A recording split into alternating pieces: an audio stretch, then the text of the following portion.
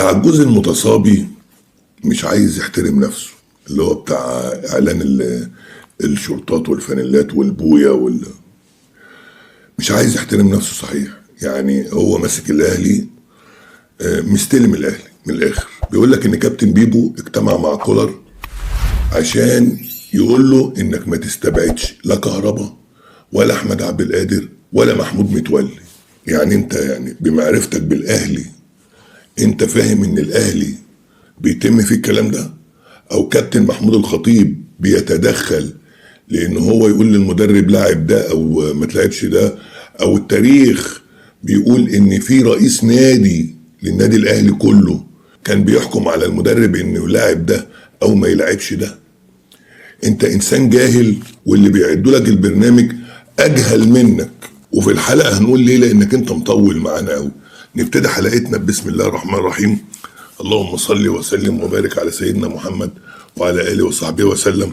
اللهم انصر اخواننا رب العالمين وامدهم بمدد من عندك، وزلزل الارض من تحت اقدام اعدائك واعداء الدين احفاد القردة والخنازير. الراجل ده مش عايز يسيب الاهلي في حاله، وهو مستلم الاهلي بصورة يعني قذرة تدل على سوء النية. يعني انسان سيء النية، يعني ماسك كهربا وموضوع كهربا، وان ازاي يحضر الفرح ومش يحضر الفرح، ودي كارثة كبيرة جدا.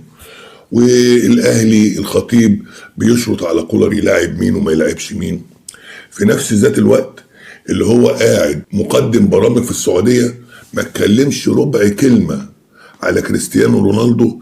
للمرة الثالثة يهين الكرة السعودية، يعني يعمل حركات قذرة، حركات إباحية لثالث مرة ما قدرش يتكلم عليها. في حين ان لو الاتحاد السعودي قرر انه يعني حفاظا على ماء الوجه ان دي ثالث مرة يعملها كريستيانو، يعاقب كريستيانو ولو حتى اعلاميا، يعني يقول ان انا عاقبته. كلام ابن عم حديد، يعني مش هينفذ العقوبة، مجرد ان هو يقول اتفرج بقى على العجوز المتصابي ده، ويقول لك بص، حتى اعظم لاعب في العالم الاتحاد السعودي عاقبه، ما خافش منه، ما بيخافش منه. هو ده الاتحاد المحترم اللي ما بيخافش من النادي ولا بيخاف من اللعيب.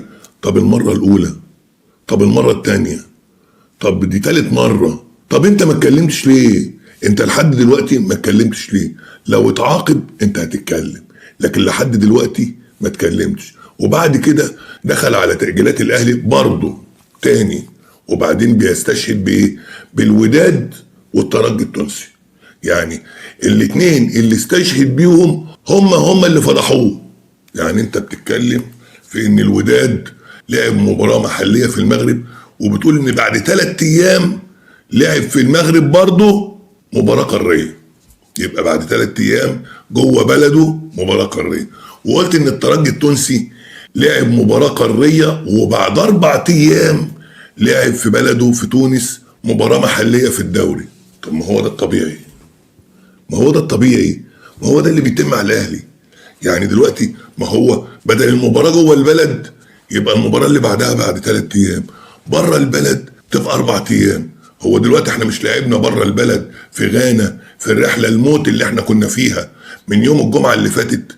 عدى ايه بقى؟ احنا كمان جينا يوم السبت الفجر، لكن هنقول السبت الحد الاثنين ادي 3 ايام، هنلعب بكرة الثلاث اللي هو رابع يوم عادي. يعني هو نفس الكلام. وبعد مباراة الثلاث الاربع الخميس الجمعة المباراة بتاعت الاهلي الافريقية، هي ال3 ايام.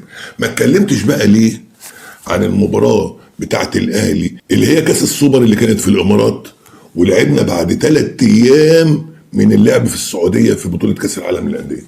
يعني احنا لعبنا في السعودية المباراة بتاعت الثالث والرابع، وبعد 3 ايام اتلعبت في الامارات، والاهلي كان طالب تأجيل 24 ساعة اترفض.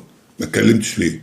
ما دي مباراة بره القطر وسفر، يعني هي كمان بره القطر ومن قطر خارجي لقطر خارجي، وخدنا برضو 3 ايام. ما اتكلمتش ليه؟ ولا انت اساسا متسلط على الاهلي؟ انسان غلاوي وحاقد ومش عارف حقده ده وغله ده، وبيثبت ان هو مش فاهم. حتى طرحه للقضية المقصود منه انه الاهلي وخلاص، الاهلي وحش وخلاص. لكن وهو بيتكلم بيثبت ان الاهلي على حق، وانك انت ما جبتش جديد. هو الكلام اللي انت بتقوله هو اللي بيتنفذ على الاهلي. 4 في المباريات الخارجيه لما بتبقى بره البلد، و3 ايام لما بتبقى جوه البلد. ايه الجديد اللي انت قلته؟ ايه الجديد؟ مفيش حاجه جديده. تدريبات الاهلي ابتدت الحمد لله، عوده محمود متولي وكهربا، بس كهربا يعني هيبقى بنسبه كبيره بعيد عن المباراه اللي جايه ديت، لان كولر يعني زي ما تقولوا بيقرص ودنه، وعليه بقى ان هو يثبت جدارته تاني. وطبعا عودة الزنفولي وعمر كمال عبد الواحد اللي هم مش متسجلين افريقيا، واحمد نبيل كوكا، واصابة ياسر لسه هيتعمل الاشاعة كمان يومين، لان في ورم وفي خوف كبير قوي بالنسبة للاصابة بتاعت ياسر، لان هو الورم مش عايز يخف، وهم مش قادرين يعملوا الاشاعة، لان الاشاعة في وجود الورم مش هتبين الاصابة كويس.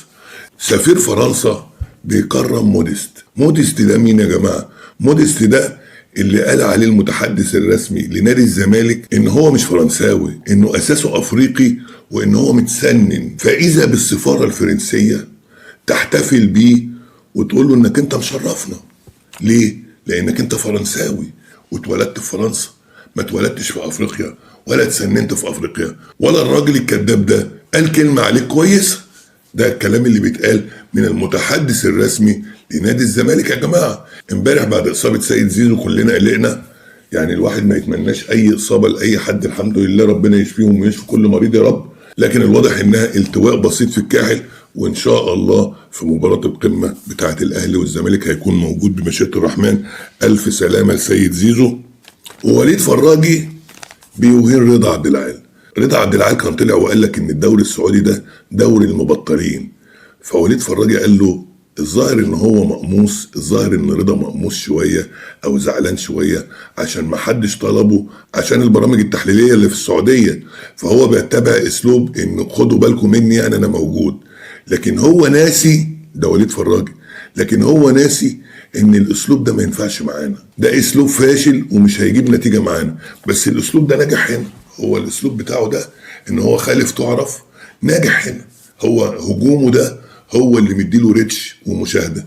لكن وليد فراج اهانه، قال له انك انت بتعمل الحركات دي كلها عشان ما حدش طلبك، فانت بتنكشنا.